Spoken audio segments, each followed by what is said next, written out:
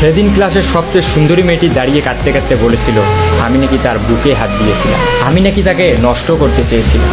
সেদিন সবাই আমার দিকে ঘৃণা নিয়ে তাকিয়েছিল। ক্লাসের প্রায় 80 জন ছাত্রছাত্রী সবাই আমাকে খারাপ ভেবেছিল। সবাই মেয়েটির কান্না ভেজা কণ্ঠ বিশ্বাস করেছিল। আমার সবচেয়ে কাছের বন্ধুটাও আমার থেকে দূরে চলে গিয়েছিল। আমার সবচেয়ে প্রিয় শিক্ষকটাও আমার গালে চড় মেরে বলেছিল তোমাকে সবচেয়ে ভালো ছাত্র ভাবতাম, তবে তুমি আজকে যে কাজটি করেছো তার জন্য তোমার উপর থেকে আমার সমস্ত ভালোবাসা শেষ হয়ে গিয়ে। যে নিজেকে একজন ভালো মানুষ হিসেবে প্রতিষ্ঠিত করতে পারে না, সে যত ভালোই ছাত্র হোক না কেন, কোনো লাভ নেই। একজন লোকের সবচেয়ে বড় পরিচয় হচ্ছে সে একজন মানুষ। তুমি এখনো মানুষ হতে পারোনি, যদি পারো মানুষ হয়ে যাবে। সেদিন আমি ক্লাসের কারো দিকেই চোখ তুলে তাকাতে পারিনি। কোনো অপরাধ না করেও নিজেকে অনেক বড় অপরাধী মনে হয়েছিল। আমার দুঃখটা সেদিন কারোর সাথেই শেয়ার করতে পারিনি। যতটুকু সময় ক্লাসে ছিলাম শুধু মাটির দিকে চেয়ে চোখের পানি ফেলেছিলাম।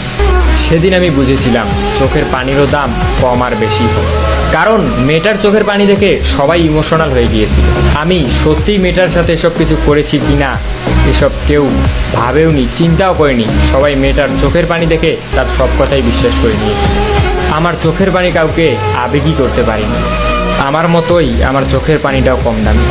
আমি সেদিন ক্লাস থেকে চলে আসার সময় আবার ওই মেয়েটির সাথে কথা বলি, যে সবার সামনে আমাকে খারাপ বানিয়ে দিয়েছে। তার কাছে গিয়ে বলি তুমি এমনটা না করলেও পারতে। তুমি হয়তো ভেবেছিলে এমনটা করার পর আমি তোমার সম্পর্কে মানুষকে অন্য কিছু বলবো যা কেউ বিশ্বাস করবে না।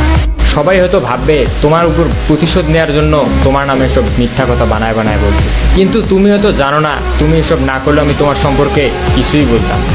তবে ভয় পেও না, এখনো তোমার সম্পর্কে কাউকে কিছুই বলবো না। যে মানুষটা সবার সামনে আমাকে খারাপ বানিয়েছে আমি তাকে সবার সামনে খারাপ বানাতে চাই না।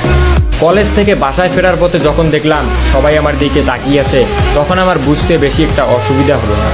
আমার খবরটা হয়তো এলাকার সবাই জেনে গিয়েছে, তাই আমার দিকে এভাবে তাকিয়ে আছে। আর এসব খবর তো অলওয়েজ বাতাসের মাধ্যমে ছড়ায়, আমারটা হয়তো সেভাবেই ছড়িয়েছে। যখন বাসার সামনে গেলাম দেখি বাবা আর মা দরজার সামনে দাঁড়িয়ে আছে। এটা হচ্ছে আমার সৎ মা। দেখেই বুঝলাম হয়তো তারা কলেজের খবর জেনে গিয়েছে। তখন আমিও সেটা বুঝতে পেরে আমি বললাম বাবা আমি কিছু করিনি। তখন বলল তুই যদি সত্যিই কিছু না করিস তাহলে তোর সম্পর্কেই বললো কেন? তোর ক্লাসে তো আরও অনেক ছেলে ছিল, তাদের সম্পর্কে কই বলবে? তোর সম্পর্কেই কেন বলবে?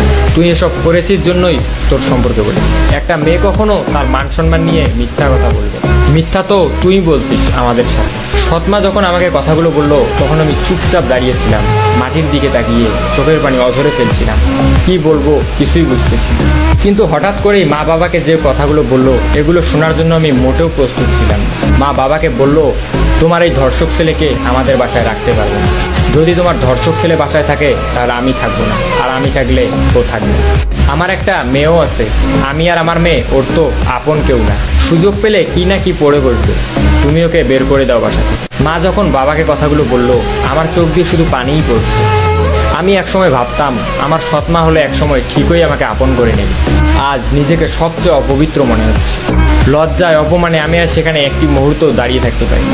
তাই গন্তব্যহীনভাবে বাসা থেকে বেরিয়ে যে কোনো একদিকে যেতে লাগে। আমার বাবা একটিবারের জন্য আমাকে থাকতে বলিনি। সেদিন মনে হয়েছিল আজ থেকে হয়তো বাবা ছেলের সম্পর্কটা এখানেই শেষ। এটা তবে ভালো মতোই বুঝেছিলাম এ বাড়িতে হয়তো আমার আর কোনোদিনই স্থান হবে না। আমার কাছের মানুষগুলোই আমাকে বুঝতে পারিনি, দূরে ঠেলে দিয়েছে। এখন একজনই আছে শেষ ভরসা। সে মানুষটাকে আমি অনেক বিশ্বাস করি, ভালোবাসি।